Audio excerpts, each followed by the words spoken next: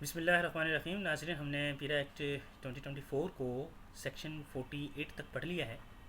Then 49 से 53 तक हम चैप्टर 3 को पढ़ेंगे। जुरिस्डिक्शन एंड प्रोसीजर से ये डील करता है। और सबसे पहला सेक्शन इस हवाले से है कोगनाइजेंस ऑफ ऑफेंस। वो कहता है despite anything mentioned in the code of criminal procedure, तमाम जो इसके अलावा ऑफेंसेस होंगे वो कोगनाइजेंस होंगे या नॉन बेलेबल होंगे। और जो सब डिविजनल ऑफिसर है, एसडीओ है, वो इंक्वायरी इसमें खुद कर सकता है और इसके लिए वो एक इंक्वायरी ऑफिसर की असिस्टेंस भी हासिल करेगा। और फिर इंक्वायरी में जो कुछ उसे मिलेगा उसको एफआईआर में दर्ज करेगा इंक्वायरी इनिशिएटिंग अथॉरिटी की रिकमेंडेशन पर। और इसके अलावा वो एफआईआर दर्ज करेगा कंप्लेन के ऊपर या रिपोर्ट ऑफ इन्फोर्समेंट ऑफिसर के ऊपर। और वो डायरेक्टली एफआईआर भी रजिस्टर कर सकता है अगर उसे लगे कि ऑफेंस ऑब्वियस है और क्लियरली कमिटेड हुआ है। और इसके अलावा इन्फोर्समेंट ऑफिसर और हायरिंग ऑफिसर के पास भी ये पावर्स है कि वो फ़ाइन इम्पोज करें और इनको हासिल भी करें जैसा कि कानून में लिखा हुआ है। इसके बाद नेक्स्ट आ जाता है section 50। Section 50 bar of jurisdiction के हवाले से बात करता है कि कोर्ट जो है उसके पास पावर नहीं होगी। इस हवाले से किस हवाले से पावर नहीं होगी? कोर्ट क्वेश्चन नहीं कर सकती कि ये जो एक्शन एसडीओ ने लिए हैं इनकी लीगलिटी क्या है, उनका ऑर्डर क्या है, डिसीजन के हवाले से जो इस एक्ट के अंदर लिए गए हैं। और कोई भी ऐसी एप्लीकेशन, कोई ऐसे इशू को या ग्रांट स्टे ऑर्डर्स को कोर्ट इंटरटेन नहीं कर सकती जो इन एक्शंस के ख़िलाफ़ लिए जा रहे हैं। कोई मतलब कोई और ले रहा है, कोई और अप्लाई कर रहा है इसके हवाले से। वो कहता है such matters can only be challenge through appeal process provided in the act. ये सारे मैटर्स, जो सारे मसले हैं, इनको सिर्फ अपील प्रोसेस के तहत ही डील किया जा सकता है। देन है रिप्रेजेंटेशन वाली बात। वो कहता है अगर कोई ऑफेंडर या कंप्लेनेंट किसी एक्शन की वजह से अग्रीव हुआ है, उसके साथ ज़्यादती हुई है किसी ऑर्डर की वजह से, किसी पेनल्टी की वजह से जो इन्फोर्समेंट ऑफिसर ने उसके ऊपर की थी, तो उसको चाहिए कि वो हियरिंग ऑफिसर के सामने रिप्रेजेंट हो और जिस चीज़ का जो जिस तरह कानून में लिखा हुआ है उस तरह से वो रिप्रेजेंट होगा। फिर अपील के हवाले से बात करता है कि जो शख्स अग्रीव हुआ है, जो ऑफेंडर अग्रीव हुआ है by the decision of hearing officer, वो कमिश्नर को 30 दिन के अंदर अंदर अपील कर सकता है। कमिश्नर जो है उसके लिए लाजम है कि वो 45 दिन के अंदर अंदर इस बात का फैसला करे। अगर ये पर्सन डिससेटिस्फाई हुए इस फैसले से तो वो सेकंड अपील कोर्ट के सामने कर सकता है 30 दिन के अंदर अंदर। इसके अब कोर्ट के सामने जा सकता है वो, ठीक है, कमिश्नर के डिसीजन के बाद। और उसके बाद जो कोर्ट है उसने 90 दिन के अंदर अंदर फैसला सुनाना है। कमिश्नर है 45 दिन, इसने 90 दिन। कमिश्नर के सामने भी 30 दिन में वो अपील कर सकता है, कोर्ट में भी वो 30 दिन में अपील कर सकता है। देन है रिड्रेसल ऑफ ग्रीवेंसेस। वो कहता है अथॉरिटी के मिसयूज से अगर किसी पर्सन के साथ कोई ज़्यादती होती है किसी ऑफिसर की वजह से, तो वो ग्रीवेंस रिड्रेसल कमिश्नर के सामने अपनी कंप्लेन दे सकता है। ये थे चैप्टर 13 वाले सेक्शंस। अब चैप्टर 14 को हम देखते हैं। इसमें क्या है, इन्फोर्समेंट एंड रेगुलेटरी कंडीशंस को डील किया जाता है। अब ये कंडीशंस कौन कौन सी हैं? ये स्टार्ट होते हैं चैप्टर 54 से 56 तक। वो कहते हैं अथॉरिटी जो है ना, मतलब ये अथॉरिटी का मतलब क्या है? पीरा की अथॉरिटी ये लीड रेगुलेटर है, मतलब ये लीड करती है मुख्तलिफ मामलात में। कौन कौन से? Lead and secondary regulators. वो कहता है पीरा जो है इसको लीड रेगुलेटर तस्वर किया जाता है। अगर कोई और रेगुलेटरी अथॉरिटी पहले से मौजूद है डिफरेंट लाज के अंदर, ठीक है, तब भी यही लीड रेगुलेटर होगी। अगर दूसरी एजेंसी जो होंगी वो सेकेंडरी रेगुलेटर के तौर पे काम करेंगे। मेन रेगुलेटरी कौन सी फोर्स होगी? पीरा ही होगी, ये याद रखना, इसके पास ज़्यादा अथॉरिटी। और जो दूसरी अथॉरिटी होंगी उनको पीरा की हदायत पे अमल करना होगा। एक्सेप्शन भी कुछ केसेस में है। वो कहता है कि गवर्नमेंट जो है ना, गवर्नमेंट एक नोटिफिकेशन के तहत किसी दूसरी रेगुलेटरी अथॉरिटी को लीड रेगुलेटरी अथॉरिटी करार दे सकती है विद आन नोटिफिकेशन, अगर पब्लिक इंटरेस्ट और एडमिनिस्ट्रेटिव कन्वीनियंस के लिए वो ज़्यादा बेहतर है तो। इसके अलावा फॉर लोकल गवर्नमेंट के हवाले से पीरा लोकल गवर्नमेंट के हवाले से पीरा ऑटोमेटिकली लीड रेगुलेटर नहीं बन सकती। पीरा लीड रेगुलेटरी के हवाले लोकल गवर्नमेंट में लीड रेगुलेटर के तौर पे काम कर सकती है अगर म्यूचुअल एग्रीमेंट के तहत इसको ये पावर्स दी जाए। वो कहता है कि अगर कोई भी बॉडी लीड रेगुलेटर अगर एक बॉडी लीड रेगुलेटर है तो सेकेंडरी जो रेगुलेटर बॉडी है वो इससे एक्शन नहीं ले सकती रिगार्डिंग जो ये एक्शन ले रही है, वो एक्शन पहले वो नहीं ले सकती, मेन एक्शन इसने लेने हैं। इसके बाद इन दोनों के अंदर कॉपरेशन ऑफ मेमोरेंडम होना चाहिए, मेमोरेंडम ऑफ अंडरस्टैंडिंग होनी चाहिए, उसके तहत ये आपस में कोऑपरेट करें। द अथॉरिटी और दूसरी रेगुलेटरी अथॉरिटी ने मेमोरेंडम ऑफ अंडरस्टैंडिंग साइन करना है या कोई और एग्रीमेंट साइन करना है और उसके तहत इन्होंने पावर्स एंड रिस्पॉन्सिबिलिटीज़ को आपस में बांट लेना है। इससे इनकी इफेक्टिव एंड कोऑर्डिनेटेड इन्फोर्समेंट को मदद मिलेगी। Then directives by government section 55 इसको डील करता है, डायरेक्टिव बाय द गवर्नमेंट। वो कहता है गवर्नमेंट जो है अथॉरिटी को पॉलिसी डायरेक्टिव प्रोवाइड कर सकती है। अथॉरिटी जो है वो इन डायरेक्टिव्स को कंप्लाई करेगी, इनके मुताबिक काम करेगी और इनसे कॉन्ट्राडिक्ट नहीं करेगी। देन एक्सचेंज ऑफ इंफॉर्मेशन के हवाले से बात होती है। सेक्शन 56 एक्सचेंज ऑफ इंफॉर्मेशन के हवाले से बात करती है। वो कहता है हर गवर्नमेंट डिपार्टमेंट को ज़रूरी है कि जो अथॉरिटी ने उससे इंफॉर्मेशन लेने के लिए रिक्वेस्ट की है वो उसको प्रोवाइड की जाए। एक्सचेंज के दो तरीक़ाकार होते हैं।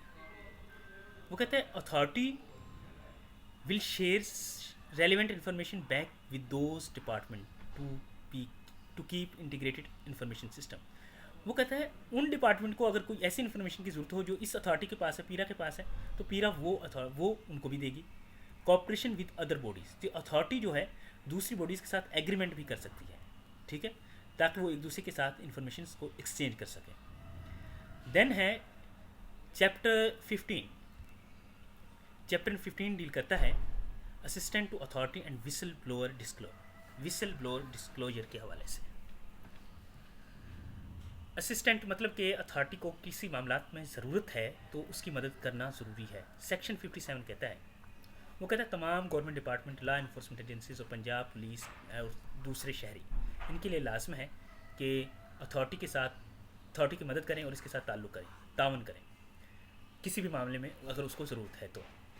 इन्फोर्समेंट ऑफिसर को और उसके स्क्वाड को सपोर्ट करें और उनको अपनी ड्यूटीज़ परफॉर्म करने में हेल्प करें। इसके अलावा विसल ब्लोअर जो होता है, जो इन्फॉर्मेशन देता है, वो कहता है कि जो विसल ब्लोअर है वो कहता है a person making a disclosure must declare that, उसको ये डिक्लेयर करना चाहिए कि जो इन्फॉर्मेशन उसने की है वो उसके नॉलेज के मुताबिक बिल्कुल ठीक है और वो उसके पर्सनल रीजंस की वजह से मोटिवेट नहीं हुआ। और ये डिस्क्लोजर उसने किस तरह से बनानी है, वो लिख के देनी है या इलेक्ट्रॉनिकली वो प्रोवाइड करेगा। अगर authority, board, hearing officer, sub divisional officer, enforcement officer मौजूद हैं, उनको ये प्रोवाइड करेगा वही सारी चीज़ें, और इसके अलावा वो एविडेंसेस भी साथ में प्रोवाइड करेगा। अब कोई एनोनिमस डिस्क्लोजर आ जाती है कि एक पर्सन है वो डिस्क्लोजर करता है कि फ़लाँ वोलेशन हो रही है इस एक्ट की, लेकिन वो अपनी आइडेंटिटी छुपाता है, तो वो कहता है इससे इन्फॉर्मेशन नहीं ली जाएगी और अगर इन्फॉर्मेशन और ये इन्फॉर्मेशन फॉल्स ही तस्वर की जाएगी। देन है इनिशियल असेसमेंट। वो कहता है जो हियरिंग ऑफिसर है वो इस इन्फॉर्मेशन को असेस करेगा, वेरीफाई करेगा, जितना पॉसिबल हो सका उसको वेरीफाई करने की कोशिश करेगा। फिर उसके बाद हियरिंग ऑफिसर क्या करेगा, if the hearing officer find the report credible they must refer it to the SDO within 24 hour for further inquiry और इन्वेस्टिगेशन।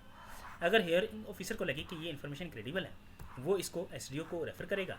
SDO को रेफ़र वो 24 घंटे के अंदर करेगा ताकि SDO मज़ीद उसकी इन्वेस्टिगेशन कर सके। Reward and punishment, whistle blower के हवाले से बात करेंगे, नहीं ये दूसरी बात है, एक minute. If वॉलेशन of offence is successfully detected, हाँ विसल ब्लोअर के हवाले से ये डील करता है, रिवार्ड एंड पनिशमेंट वाला ये सेक्शन।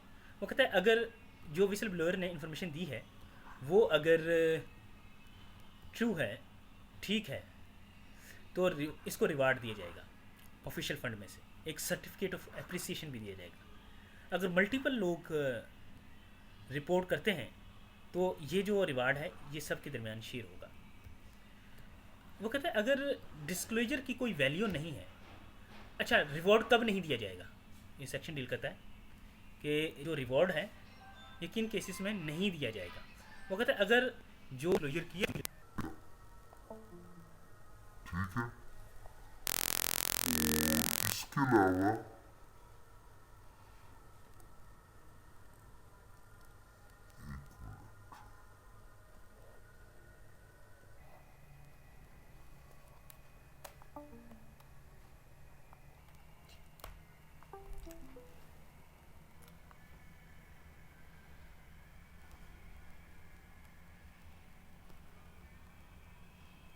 अच्छा जी हम बात कर रहे थे किन केसेस में रिवार्ड नहीं दिया जाएगा। अगर उस इन्फॉर्मेशन की कोई वैल्यू नहीं है, या इन्फॉर्मेशन पहले से अथॉरिटी को पता थी, या वो पब्लिकली अवेलेबल थी, या कोई रिकवरी या डिटेक्शन नहीं था उसमें, तो विसल ब्लोअर जो होना चाहिए वो एक नेचुरल पर्सन होना चाहिए, वो कोई ऑर्गेनाइजेशन नहीं होनी चाहिए।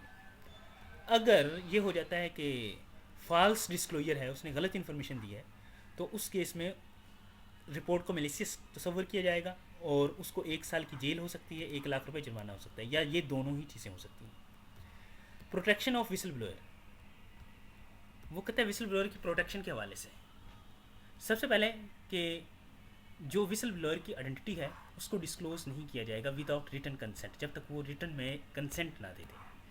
वो कहते हैं अगर कोई इसकी आइडेंटिटी को लीक कर देता है तो उसके नतीजे में उस ऑफिसर को फ़ाइन या पेनल्टीज़ अदा करने होंगे। इसके अलावा प्रोटेक्शन मेजर्स हियरिंग ऑफिसर क्या लेता है इस हवाले से, हियरिंग ऑफिसर विसल ब्लोअर से स्पेसिफाइड पीरियड के लिए कंसल्टेशन के लिए प्रोटेक्टिव मेजर्स लेता है ताकि इसकी आइडेंटिटी रिवील ना हो। अब पब्लिक जो है, आम पब्लिक है, हर सिटीज़न है, उसके लिए भी लाजमी है कि वो इस हवाले से अगर कोई इन्फॉर्मेशन उनके पास आती है तो वो अथॉरिटी को इन्फॉर्म करें। इसके अलावा इन्फॉर्मेशन के हवाले,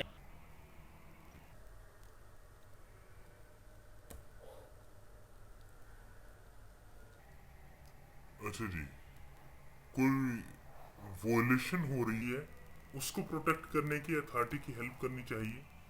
और इसके बाद सेक्शन 62 है।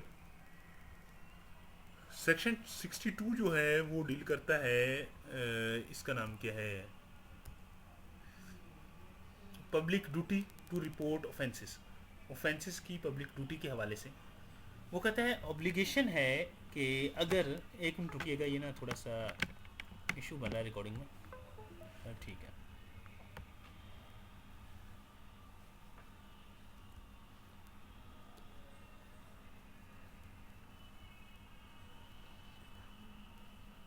वो कहता है कोई भी अगर शख्स है उसको किसी वॉयलेशन का या किसी प्लान ऑफेंस का पता चलता है तो उसको चाहिए कि वो इन्फोर्समेंट स्टेशन में इतला दे, अथॉरिटी जो हैं वहाँ पे मौजूद उनको इतला दे।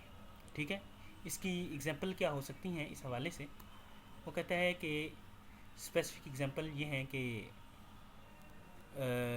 People must report information about residence के हवाले से इतला दे, ऑफेंडर की रेजिडेंस के हवाले से वो कहाँ पे मौजूद है उसके हवाले से इतला दे, या कोई अफेक्टिव सप्लाईज सर्विसेज या इस हवाले से जो भी इंफॉर्मेशन है उनके हवाले से इतला दें, और ये अथॉरिटी को नोटिफाई करना होगा। या कोई और अथॉरिटी ने नोटिफिकेशन दिया है कि इसके हवाले से भी इतला दे सकते हैं तो वो भी देनी चाहिए। इसके बाद क्या है कि रोल ऑफ लोकल ऑफिशियल्स, जैसा कि लोकल ऑफिशियल में हेडमैन हो जाता है, चौकीदार हो जाता है, विलेज ऑफिशियल्स हो जाते हैं, इनको भी चाहिए कि अथॉरिटी की मदद करें अगर ज़रूरत हो तो, और नेसेसरी इन्फॉर्मेशन जो इसकी ज़रूरत है वो प्रोवाइड करें, और ऑफेंसेस को जो भी हुए हैं उनको राइटिंग में लिख के दें, और इन्फोर्समेंट स्टेशन जो नज़दीक है उस तक बात को पहुँचाएँ। अच्छा जी, इसके बाद चैप्टर नंबर 16 स्टार्ट होता है। Chapter number 16 costs, reward and refunds के हवाले से बात करता है। वो कहता है सेक्शन नंबर 64 इसका पहला है, वो कोस्ट ऑफ इन्फोर्समेंट के हवाले से बात करता है। वो कहता है रिपोर्टिंग एंड अप्रूवल के हवाले से पहले इसका सब सेक्शन 1। वो कहता है इन्फोर्समेंट ऑफिसर जो भी एक्सपेंसेस इन्फोर्समेंट के दौरान आए हैं उन सारे एक्सपेंसेस को सब डिविजनल ऑफिसर एसडीओ के तहत के थ्रू हियरिंग ऑफिसर तक पहुंचाएगा। जो एसडीओ है वो इन कॉस्ट को सर्टिफाई करेगा। हियरिंग ऑफिसर देन उनको रिव्यू करेगा, सुनेगा और इन्फोर्समेंट कॉस्ट को अप्रूव करेगा। देन क्या होगा, इन कॉस्ट की रिकवरी की जाएगी। ऑफेंडर के ऊपर लाजम होगा कि वो फुलफिल करे सारा खर्चा इन्फो जो ऑफेंडर है उसने उठाना होगा। अगर वो किसी वजह से ये खर्चा नहीं उठाता तो फिर क्या होगा, फिर ये होगा कि उसकी जो चीज़ें कन्फिस्केट की गई हैं उनको बेच के ये पैसा हासिल किया जाएगा। अगर फिर भी ये पूरा नहीं होता तो उसकी ज़मीन पे जैसा कि land revenue areas of land revenue को लिया जाता है वैसे कब्ज़ा करके उनको छुड़वाया जाएगा। अच्छा जी, यहाँ तक था हमारा, ये एक सेक्शंस हो गए हैं जहाँ तक। इसके बाद नेक्स्ट सेक्शन हम नेक्स्ट वीडियो में करते हैं। जज़ाकल्लाह।